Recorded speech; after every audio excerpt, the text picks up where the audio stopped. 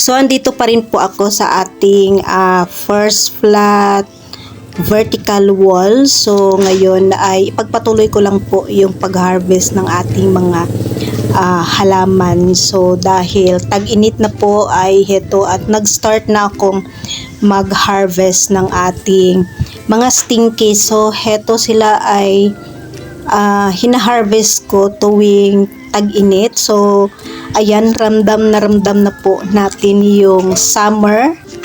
At ito yung ating mga stinky ay ayan, super stress. So, ilang beses ko na pong na-harvest itong ating stinky plant. So, hindi ko sure kung ano yung tamang ID nito. So, yan, pinaparami ko rin siya dito sa ating munting garden. Parang dalawang variety ng stinky plant yung meron tayo. Ay, tatlo pala. Meron tayong tatlong variety. So, yan yung ating pinaparami dito sa ating munting garden. So, ngayong tag-init ay, ayan, super dry. And then, heto yung gusto kong ginagawa sa ating mga stinky plant kasi madali po silang magkakalos. Hindi na kailangan na i-stay pa ng ilang araw para magkakalos yung ating stinky plant kasi ito guys ay sobrang hirap ako na ipaugatin yung ating mga ganitong klaseng plant kasi medyo sila sa maselan sila. So hindi sila pwede i-overwater kasi heto sila ay madali lang pong magkarat. So ang ginagawa ko every summer ako nag-harvest or tuwing tag-init tayo nag-harvest ng mga stinky plants. So, yung ating mga cactus ay ayan, sobrang dami pang pops. So, ngayong summer ay heto yung gusto ko na mga plant na pinaparami ko kasi sila po yung nagsusurvive sa summer. So, yung iba nating mga ornamental plants ay sobrang nahirapan akong alagaan kasi nga sobrang tuyo yung ating mga plant tuwing summer. And then kahit na dilig-diligan mo yung mga ornamental plants ay nasisira pa rin po sila dahil sa sobrang init. So heto yung mga halaman na patok tuwing summer. Heto yung mga cactus natin. So, heto sila yung pinaparami ko tuwing summer kasi, ayan, buhay na buhay yung ating mga plant. Kasi heto yung gusto ng ating mga cactus and succulent tuwing summer ay super ganda ng ating mga plant. Heto yung time na ang dami ng pinoproduce na flowers and then pops. So, yan yung kagandahan sa ating mga cactus and succulent kasi tuwing summer ay nakaka-survive kahit twice or once a week lang yung dilig ay nakaka-survive pa rin yung ating mga cactus and succulent. Nabubuhay po yung ating mga plant. So kahit tuwing summer kahit araw-arawin mo silang dilig basta naka-full sun ay okay lang po. Pero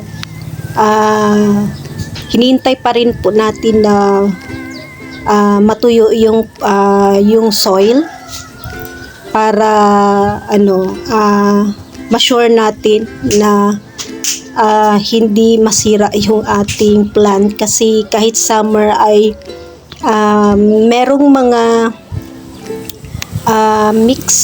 soil mix na matagal pong mag-dry. So, yan. At happy ako dahil nag-switch tayo sa aalaga ng mga ng cactus and succulent. So, heto sila ay nakalagay po dito sa labas. And then, yung ating mga ornamental plants ay ngayong tag-init ay nakatago po. So, yan yung kagandahan sa pag-aalaga ng mga cactus and succulents. Kahit tag-ulan, tag-araw ay nakakasurvive po yung ating mga plants. So, heto sila ay matagal na po dito sa ating munting garden, and then heto at nagpaparami tayo ng ating mga cactus and succulents. So, hindi nawawala yung ating mga plant dito sa ating munting garden kasi hindi sila katulad ng mga ornamental plants na tuwing tag-init ay kailangan itago mo sila sa greenhouse. So heto sila ay okay lang at lalong gumaganda yung ating mga cactus and succulent tuwing summer. So yung ating mga ornamental plants naman ay inayos ko. So soon ay ipapakita ko po sa inyo yung ating mga ornamental plants. Sa ngayon ay okay pa naman sila. So tingnan natin kasi pasimula pa lang ng summer at heto at kailangan nating ayusin ulit yung ating mga plants. So yan ang aabangan natin guys kasi pasimula na pong mag summer dito sa ating location, and then ilang days pa lang po ay sobrang sobrang init na po dito sa ating area. So handa na ba kayo? Handa na ba yung natin mga halaman sa summer? So tingnan natin yung magiging looks nila ngayong summer, especially na yung ating mga succulent na pinaparami dito sa ating munting garden. And then hetong mga na-harvest ko na pops ay tingnan natin kung mabuhay sila ngayong summer. So heto lang naman yung konting preparation na ginagawa ko tuwing summer. Kasi hetong mga mga mother plant, kailangan tanggalan ko sila ng pops para hindi or wala silang kaagaw sa nutrients and then sa water. So yung gusto ko na yung ating mother plant ay mag-focus lang sa kanilang sarili, at yung ating mga pups ay kailangan maitanim natin para pagdating ng tag-ulan ay ready na yung ating mga plant para lumaki sila ng husto. So heto yung ginagawa kong preparation ngayong tag-init. So kailangan kasi pag na-dehydrate po yung mother, so yung mga pups na nandyan na, sayang pag na-dehydrate din. So heto at tinatanggal na natin sila lahat para may prepare natin sila pag dating naman po ng tag-ulan. So yung ko dito, yung focus ko dito ay yung mother plant na wala silang kaagaw ng nutrients pagdating ng summer, at para hindi po mangayayat and then hindi sila ma-dehydrate ng husto kasi may kaagaw nga sila ng nutrients. So yan yung preparation na ginagawa natin, kaya nag-harvest tayo ng todo sa ating mga cactus.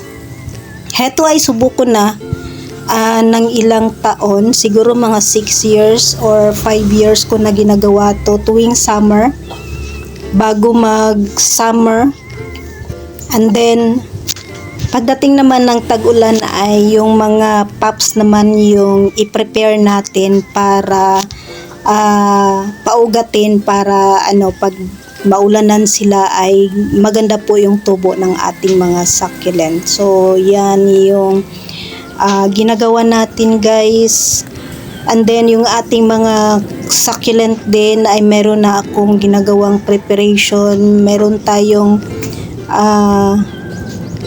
tinanim dito, ayan sila. So, dahil summer ay yung ating mga succulent ay gumaganda lalo na pag na ano sila naarawan. So, yan guys yung nakuha natin na mga cactus. Ayan. So, sobrang dami. And then, heto sila ay itatanim ko agad dahil mainit na po dito sa ating location. Madali lang pong magkakalos yung ating mga plant.